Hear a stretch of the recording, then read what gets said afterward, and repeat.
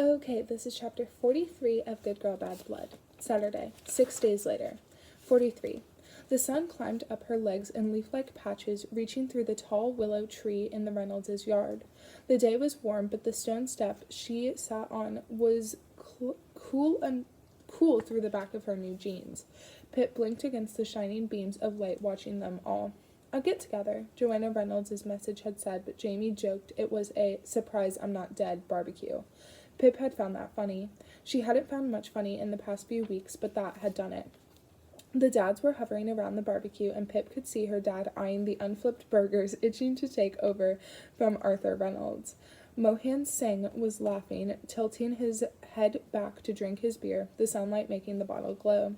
Joanna was leaning over the picnic table nearby, removing plastic wrap from the tops of bowls, pasta salad and potato salad and actual salad, dropping serving spoons into each one. On the other side of the yard, Kara stood watching with Robbie, Connor, and Zach. Robbie was intermittently kicking a tennis ball for Josh to chase. Pip watched her brother whooping as he cartwheeled after the ball, a smile on his face that was pure and unknowing. 10 years old, the same age Child Brunswick was when Stanley's dying face flashed into her mind. Pip screwed her eyes shut, but that never took him away. She breathed 3 deep breaths, like her mom told her to do, and reopened her eyes. She shifted her gaze and took a shaky sip of water, her hand sweating against the glass. Nisha Singh and Pip's mom were standing with Naomi Ward, Nat De Silva, and Zoe Reynolds, words unheard passing from one to another, smiles following along behind them. It was nice to see Nat smiling, Pip thought. It changed her somehow. And Jamie Reynolds. He was walking toward her, wrinkling his freckled nose. He sat down on the step beside her, his knee grazing hers as he settled. "How are you doing?" he asked, running one finger over the rim of his beer bottle. Pip didn't answer the question. "How are you?" she said instead. "I'm good." Jamie looked at her, a smile stretching into his pink-ringed cheeks. "Good, but I can't stop thinking about him." The smile flickered out. "I know," she said. "He wasn't what people expected," Jamie said quietly. "You know, he tried to fit a whole mattress through the gap in the bathroom door so I would be comfortable. And he asked me every day what I'd like for dinner despite being scared of me, of what I almost did." "You wouldn't have killed him," Pip said. "I know." "No," Jamie sniffed, looking down at the smashed Fitbit still on his wrist. He'd said he would never take it off. He wanted it there as a reminder. "I knew I couldn't do it, even when the knife was in my hand, and I was so scared. But that doesn't make it any better. I told the police everything, but without Stanley they don't have enough to charge me. Doesn't feel right somehow." "It doesn't feel right that we're both here and he's not," Pip said, her chest tightening, filling her head with the sound of cracking ribs. "We both led Charlie to him, in a way, and we're alive, and he's not." "I'm alive because of you," Jamie said, not looking at her. "You and Robbie and Connor.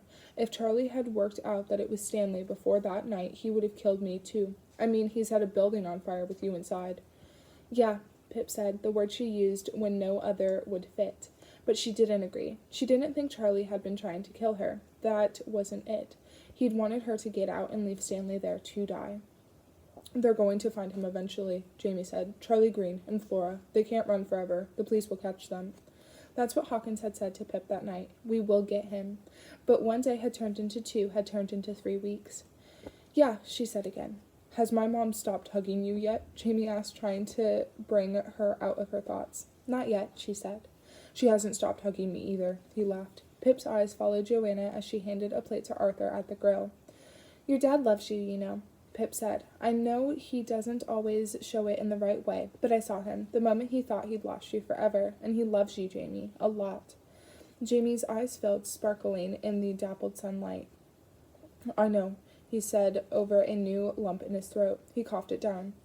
"I've been thinking," Pip said, turning to face him. "All Stanley wanted was a quiet life, to learn to be better, to try to do some good with it. And he doesn't get to do that anymore. But we're still here. We're alive."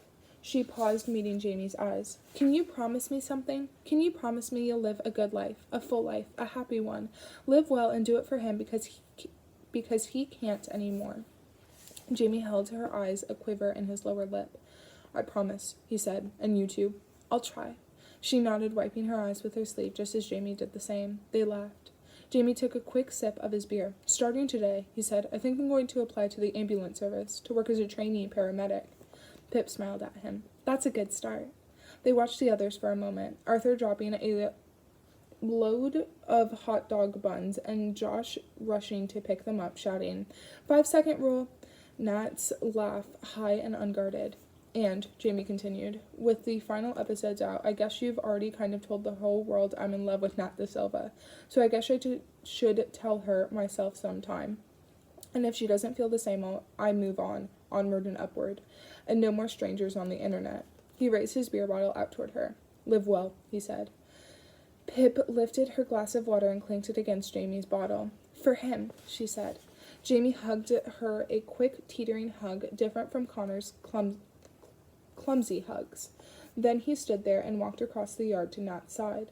His eyes were different when he looked at her, fuller somehow, brighter. A dimpled smile stretched across his face as she turned to him, the laugh still in her voice. And Pip swore, maybe just for a second, she could see the same look in Nat's eyes.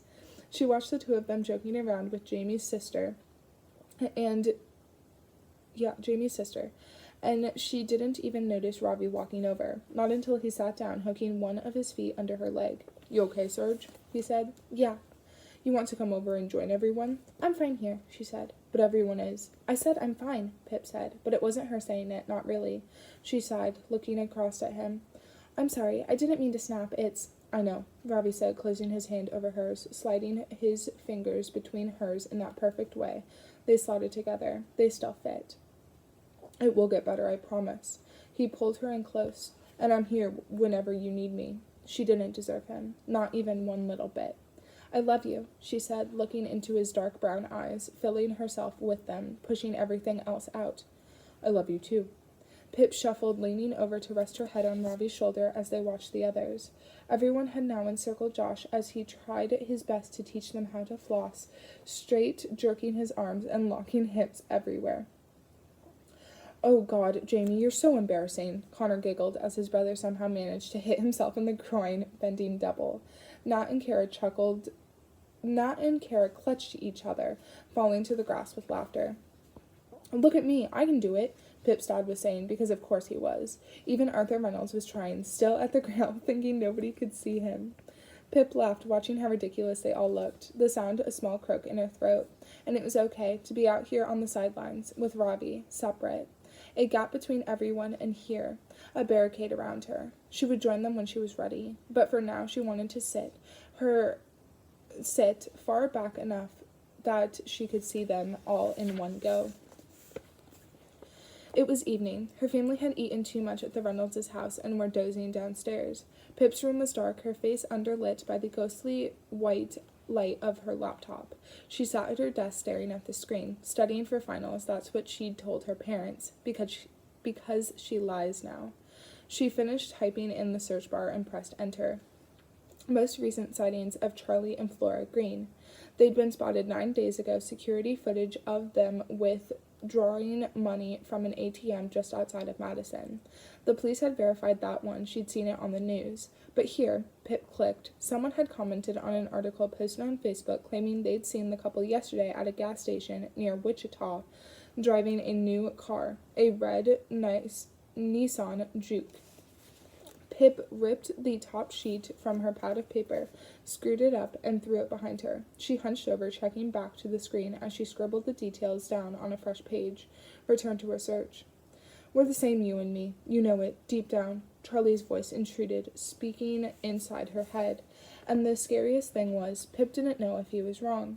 She couldn't say how they were different. She just knew they were. It was a feeling beyond words, or maybe, just maybe, that feeling was only hope. She stayed there clicking through for hours, jumping from article to article, comment to comment. And it was with her, too. Of course, it always was. The gun. It was here now, beating within her chest, knocking against her ribs, aiming with her eyes. It was in nightmares, and crashing pans, and heavy breaths, and dropped pencils, and thunderstorms, and closing doors, and too loud, and too quiet, and alone, and not, and the ruffle of pages, and the tapping of keys, and every click, and every creak. The gun was always there. It lived inside her now.